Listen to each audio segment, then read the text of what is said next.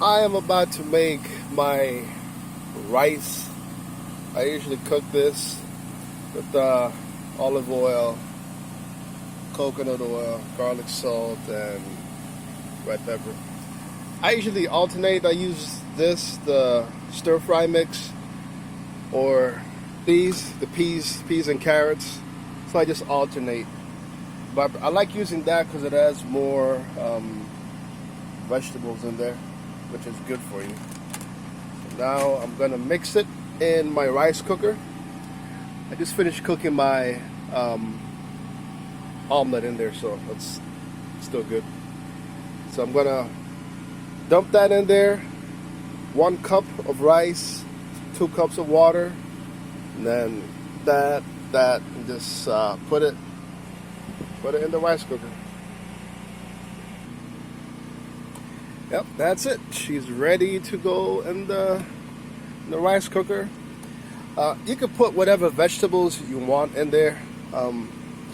Like I said, I use the stir fry mix for the rice, and then I usually put that for my lunch, or I'll show you how I do it. But yeah, this is the best, cheapest way to eat on the road.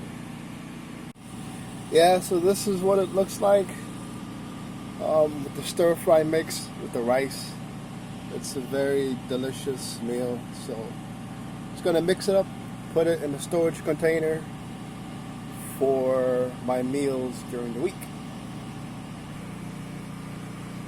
So after I eat my omelets, after I cook my breakfast, I use the rice cooker.